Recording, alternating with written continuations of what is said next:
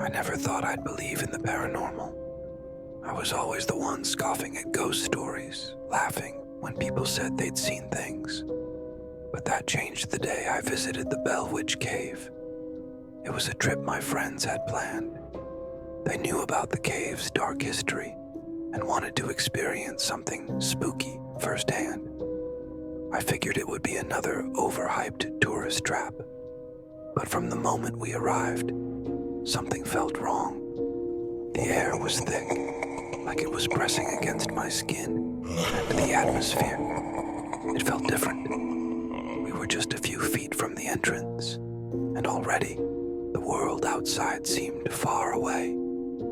As we ventured into the cave, the shadows clung to the walls like something alive. Our guide told the usual stories about the Bell family, the unexplained noises, the witch who tormented them. But I couldn't shake the feeling that the cave was watching us. Sounds ridiculous, right? But I swear, the deeper we went, the more I felt like we weren't alone. It was when the guide turned off the lights just to give us the full experience that things started happening. At first, it was nothing, just the soft drip of water echoing in the cave. Then, we heard it, a faint whisper, like a woman's voice calling from somewhere deeper in the cave. I thought it was part of the act, something to scare the tourists. But when I looked at our guide, I saw the panic in his eyes. He wasn't expecting it either. Suddenly the air grew colder and I felt something brush past my arm. I flinched, but no one else seemed to notice. My friends were laughing, trying to keep the mood light, but their voices were shaky.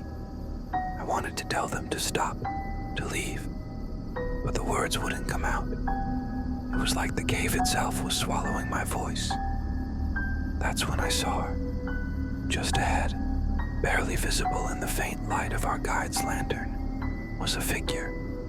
A woman dressed in old-fashioned clothes, her face pale and her eyes hollow. She stood still, staring right at me. I blinked, and she was gone. I tried to convince myself it was just a trick of the light, but deep down, I knew I had seen her. We continued the tour, but I couldn't focus. My mind kept replaying that moment. Those hollow eyes, the cold air, the whispering voice. When we finally reached the end of the cave, I was relieved. I thought it was over, but the worst part was yet to come. On the way back out, the whispering started again, louder this time. It wasn't just a random noise anymore. It was saying something, but I couldn't understand the words. I turned to the guide, expecting him to explain, but he looked as terrified as I felt. The whispering turned into laughter, low, mocking, like it knew something we didn't. And then, the lights went out. Complete darkness swallowed us. My heart pounded in my chest as I reached out, trying to find something, anything to hold on to. My friends started panicking, shouting at each other, at the guide, but I couldn't move. I was frozen, listening to the laughter that surrounded us. I felt a hand on my shoulder, cold and bony, but when I turned, no one was there. The lights flickered back on, and the guide rushed us out of the cave, his face pale and his hands shaking. We didn't say much as we hurried back to the car. No one joked about ghosts anymore, but the nightmare didn't end when we left. That night I had the worst dream of my life. I was back in the cave, alone, wandering through the dark tunnels. I could hear the laughter echoing off the walls, growing louder with each step. And then I saw her again, the woman from the cave, standing at the end of the tunnel. This time, she wasn't just watching. She was coming for me. I woke up drenched in sweat, but the feeling of her presence lingered. The next morning, I found bruises on my shoulder, right where I'd felt that cold hand in the cave. My friends said it was just from bumping into something in the dark, but I knew better. I hadn't imagined it. Ever since that day, I've been haunted by that cave. It's like it left a mark on me. I hear the whispering sometimes, late at night, just as I'm drifting off to sleep. I've started seeing shadows move in the corners of my vision, but when I turn, there's nothing there. My friends don't believe me. They've all moved on, chalking it up to nerves and an overactive imagination. But I can't shake the feeling that something followed me out of that cave. Something is waiting. I'll never go back to the Bell Witch Cave, but I can't escape it either.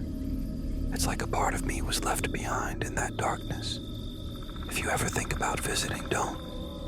Some places are better left forgotten. Some things, once they find you, never let go. After that night, things only got worse. At first, it was subtle. I would hear faint whispers around my apartment, soft, unintelligible, but always there. I tried to brush it off as my mind playing tricks, but it started happening too often to ignore. The cold spots were the next thing. I'd walk into my kitchen or bathroom, and the temperature would drop so fast I could see my breath. One night as I was lying in bed, I felt that same presence I had in the cave. The room grew icy, and I heard a faint laugh, low, cruel. I shot up, heart pounding, and scanned the room. Nothing. But when I looked in the mirror on the wall, I saw her. The same woman from the cave standing behind me. Her hollow eyes were fixed on me, her face twisted in a cruel smile. I spun around, but no one was there. Yet, the reflection remained. She was still there, in the mirror, watching me. My chest tightened, and I backed up toward the door, terrified. I blinked, and she vanished. But I could still feel her there, just out of sight. I didn't sleep that night. Over the next few days, I started noticing things were being moved in my apartment. Objects I'd left on the counter would be scattered on the floor. Doors I'd closed would be wide open when I came home. But the worst part came when I woke up one morning to find a single word scratched into the wooden floor by my bed. Leave. I knew then that this thing, whatever it was, had followed me from the Bell Witch Cave. It didn't just want to haunt me, it wanted to torment me. But where could I go? I was trapped in my own home with something I couldn't escape. And then, it got violent. One night I was brushing my teeth when the bathroom light flickered and went out. I reached for the light switch, but something cold grabbed my wrist. I yanked my hand back and stumbled out of the bathroom, my breath catching in my throat. The lights came back on, but I saw it, scratches, long and deep, running down my arm. I hadn't done that. Something else had. That was the last straw. I left my apartment that night and went to stay with a friend. But no matter where I went, I couldn't shake the feeling that it was still with me. I would catch glimpses of her in reflections, hear that same low laugh when I was alone. I'm scared to go back to my apartment, terrified of what might happen next. But no matter how far I run, I know I can't escape her. The Bell Witch found me, and she's not letting go. I thought staying with my friend would be safe, but the haunting only intensified. That first night as I lay in bed, I felt a presence at the foot of the mattress. I didn't want to look. My body was stiff with fear, but something compelled me to peek. There she was, standing, her shadowed face grinning down at me. Before I could scream, my body was pinned to the bed, an invisible weight crushing my chest. I couldn't breathe. The air grew dense, the room filled with the sound of her whispering, chanting something ancient and dark. The pressure on my chest tightened, and I gasped for air, my vision dimming. The sound of her voice echoed inside my skull, louder and louder, until I thought my head would split open. Suddenly, the weight lifted. I shot up, gasping, my lungs burning. My friend came rushing in, asking why I'd been screaming, but I hadn't made a sound. That was the last time I saw her, but I know it's not over. I can still hear her voice.